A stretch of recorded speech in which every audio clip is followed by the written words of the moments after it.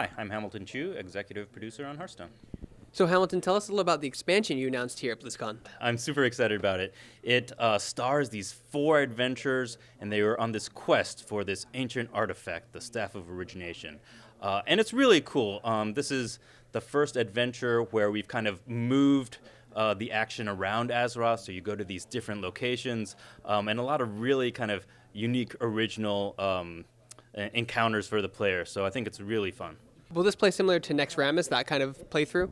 The structure is similar, where there's these wings and you fight a few bosses and then you get, awesome cards at the end.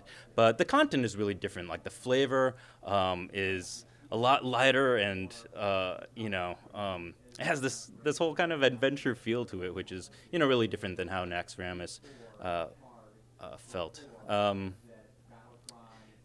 it's a lot of fun. So talk about you have a new search mechanic and discover mechanic in the game. Talk a little about that. Yeah, so the new keyword is called Discover, and the way it works is when Discover happens, so for example, a card could have Battle Cry, discover a 3-cost card.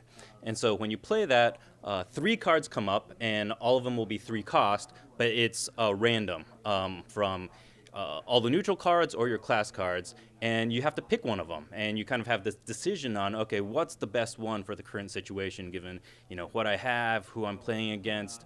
So it's really interesting decision making. Since you only have 30 cards in your deck, that actually makes it easier to get cards you need in your hand quicker. How does that affect the meta of the game right now? I don't think it's that much of an effect on the meta because of that.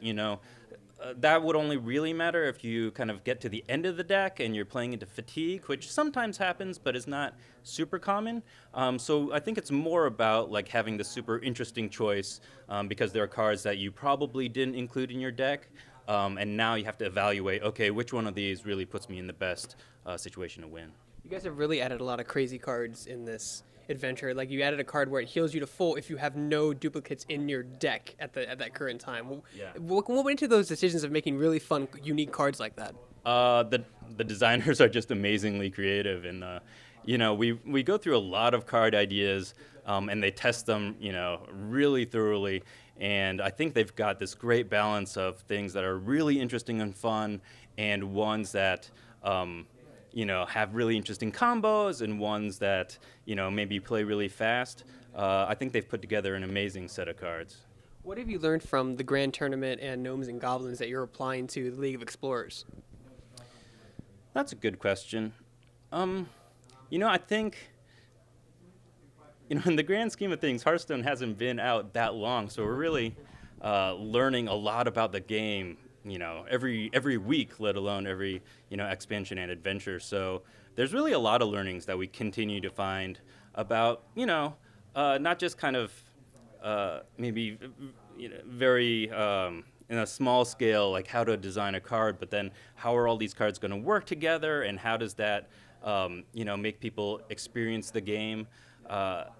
Hearthstone's really developing a lot, and it's really interesting for us to find out kind of where it's going to go. Now, like card games like this rely heavily on fan feedback and a lot of data you see from people playing online, which you guys have access to. But most notably, you had the Warsong Commander nerf that everyone on the forums was saying, fix, and then you fix, and they're like, no, change back. So talk about what goes into the process of deciding what is appropriate fan feedback and what's just people not understanding how the card is played. Sure.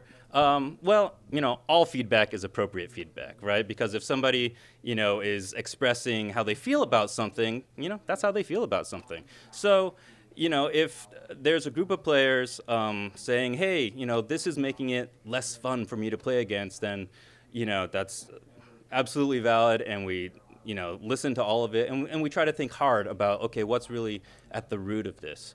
So for a card like Warsong Commander, it was actually pretty tricky because, that deck, while it was pretty good, it wasn't, super favored at kind of any part of the ladder, from, legendary to less skilled players. Actually, at lower levels, it had kind of a losing win rate because it's actually a very complicated deck to play against. So it wasn't kind of this easy situation of, oh, this deck wins 80% of the time. It was actually very, very close. And so, we really wanted to make sure we understand, why that was happening and why people were feeling that way about it. We decided to make a change because, there was an unhealthy part of that deck where you could do a lot of damage just from your hand. It wasn't very interactive, and kind of even worse, it punished you a little bit. If you played some minions, it let the other guy kind of use that against you, and that's kind of a bad feeling. So in the end, we decided to nerf Warsong Commander to get away from that kind of sensation. So tell us about the League of Explorers is known, and there's a lot of it in the World of Warcraft, especially in Northrend, and you have the Indiana Jones-like character, and you have this really cool Indiana Bones character. You have this cool hat mechanic for this certain character. Talk a little about that. Oh, it's really fun. So there's this card called Explorer's Hat. It costs 2, and it gives a minion +1/+1 and Death Rattle. Return the Explorer's Hat to your hand. So it's just such a fun image I have in my mind. You have a bunch of Murlocs or something, and you're just sticking hats on these guys, and it keeps coming back when they die.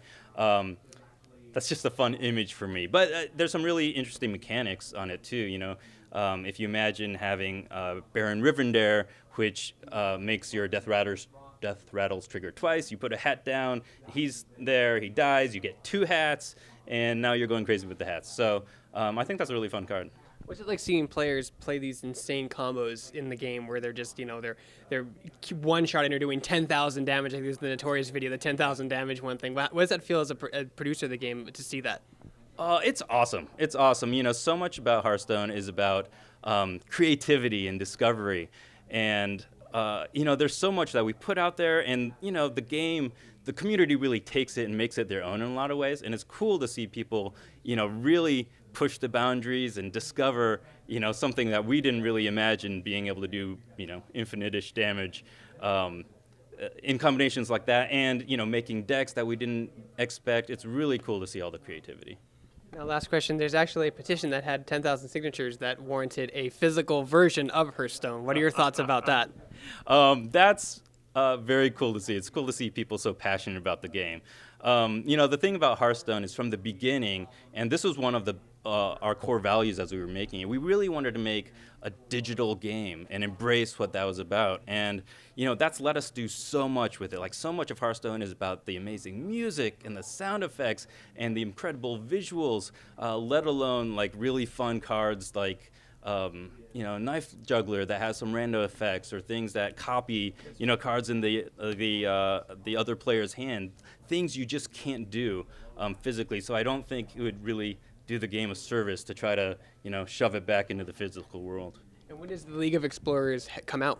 It comes out Thursday, which I'm so excited. 6 days from now.